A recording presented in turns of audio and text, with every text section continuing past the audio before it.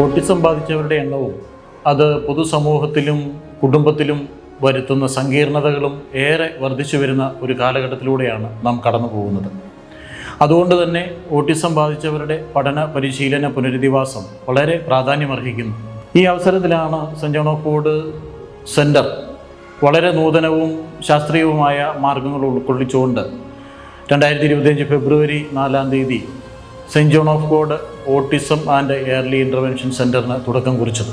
കോട്ടയം ജില്ലയിലെ പാമ്പാടി വെള്ളൂരിൽ പ്രവർത്തിക്കുന്ന Saint John of God autism സെൻറ്ററിൽ ഓട്ടിസം ബാധിച്ചവർക്ക് വേണ്ടിയുള്ള എയർലി ഇൻ്റർവെൻഷനും പഠന പരിശീലന പുനരധിവാസ പ്രവർത്തനങ്ങളും കൂടാതെ മറ്റ് ഡെവലപ്മെൻ്റൽ ഡിലേ ബാധിച്ചവർക്കുള്ള പരിശീലന പദ്ധതികളും ഒരുക്കിയിരിക്കുന്നു.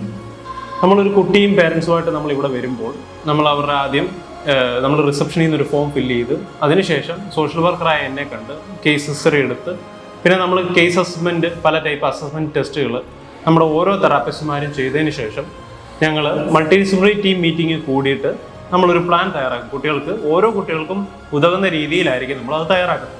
അത് തയ്യാറാക്കിയതിന് ശേഷം നമ്മൾ പിള്ളേർക്ക് കറക്റ്റ് സ്ലോട്ട് നമ്മൾ ഓരോ തെറാപ്പീസ് എത്ര വേണമെന്ന് നമ്മൾ കറക്റ്റ് കൊടുത്തതിന് ശേഷം നമ്മൾ വീട്ടുകാരെ വിളിച്ചറിയിക്കും. ഞാൻ ഒക്കുപേഷൻ തെറാപ്പിസ്റ്റാണ്. ഒക്കുപേഷൻ തെറാപ്പി കുട്ടികളിൽ അവരുടെ ഡെയിലി ലൈഫ് സ്കിൽസ് ഇമ്പ്രൂവ് ചെയ്യാൻ സഹായിക്കുന്നു. കുട്ടികളിലെ play, self care, social participation, sensory integration, balance, coordination, fine motor, gross motor ഈ ഏരിയയിൽ എവിടെയെങ്കിലും ബുദ്ധിമുട്ട് വരുമ്പോൾ അതൊക്കെ പരിഹരിച്ച് ഒരു ഏജ് അപ്രോപ്രിയേറ്റ് ആയിട്ടുള്ള ഇൻഡിപെൻഡൻസ് ഡെവലപ്പ് ചെയ്യുക എന്നതാണ് ഒക്കുപേഷൻ തെറാപ്പി ചെയ്യുന്നത്. ഹായ്, സ്പീച്ച് തെറപ്പി എന്നാൽ നമ്മുടെ ഡെയിലി ലൈഫിൽ കമ്മ്യൂണിക്കേഷൻ സ്കില്ലിന് വളരെയധികം ഇമ്പോർട്ടൻസ് ഉണ്ട്. ആ കമ്മ്യൂണിക്കേഷൻ സ്കിൽസിനെ എബിലിറ്റി കൂട്ടാനായിട്ടാണ് നമ്മൾ സ്പീച്ച് തെറപ്പി നൽകുന്നത്. സ്പീച്ച് തെറപ്പി സാധാരണയായി നൽകുന്നത് speech delay, ASD, LD, ID, hearing impairment, ADHD, Down syndrome, feeding and swallowing disorders ഇവർക്കാണ് നമ്മൾ കൂടുതലും സ്പീച്ച് തെറപ്പികൾ നൽകുന്നത്. ബിഹേവിയർ തെറാപ്പി കൊണ്ട് നമ്മൾ ഉദ്ദേശിക്കുന്നത് എന്താ വെച്ചാൽ കുട്ടികൾക്ക് ഉണ്ടാകുന്ന മാലഡാപ്റ്റീവ് ആയിട്ടുള്ള ബിഹേവിയേഴ്സ് ഉണ്ട്. അത് നമ്മൾ ഒന്നല്ലെങ്കിൽ റിപ്ലേസ് ചെയ്യും, അല്ലെങ്കിൽ അതിനെ മോഡിഫൈ ചെയ്തിട്ട് പുതിയ ബിഹേവിയർ, പോസിറ്റീവായിട്ടുള്ള ഡിസേബിൾ ആയിട്ടുള്ള ഹെൽത്തി ബിഹേവിയേഴ്സ് കൊണ്ടുവരിക എന്നുള്ളതാണ്. ബിഹേവിയർ തെറാപ്പി വഴി കുട്ടികളിൽ കോൺഫിഡൻസ്, അവരുടെ സെൽഫ് എസ്റ്റീംസ്, അവർക്ക് ഇമോഷൻസ് കൺട്രോൾ ചെയ്യണത്, അവർ പോസിറ്റീവായിട്ടുള്ള തോട്ട്സ്, നല്ല നല്ല ബിഹേവിയർ ഇങ്ങനത്തെ എല്ലാം നമുക്ക് ഇൻക്രീസ് ചെയ്യാൻ കഴിയുന്നത്. ഭിന്നശേഷിക്കാരായ കുട്ടികൾക്ക് വേണ്ടി പ്രത്യേകം തയ്യാറാക്കിയിട്ടുള്ള ഒരു പാഠ്യ പദ്ധതിയാണ് സ്പെഷ്യൽ എഡ്യൂക്കേഷൻ എന്നത്. ഇത്തരത്തിലുള്ളവർക്ക് മാത്രമല്ല, ലേണിംഗ് ഡിഫിക്കൽറ്റി ഉള്ളവർക്കും നമുക്ക് സ്പെഷ്യൽ എഡ്യൂക്കേഷൻ പ്രൊവൈഡ് ചെയ്യാൻ സാധിക്കുന്നതാണ്. 3 വയസ്സ് തൊട്ട് നമുക്ക് സ്പെഷ്യൽ എഡ്യൂക്കേഷൻ പ്രൊവൈഡ് ചെയ്യാൻ സാധിക്കും. ബൗദ്ധിക വെല്ലുവിളികൾ നേരിടുന്ന കുട്ടികളുടെ പഠന പരിശീലന പുനരധിവാസത്തിൻ്റെ ഭാഗമായിട്ടാണ് Saint John of God centre ആരംഭിച്ചത്.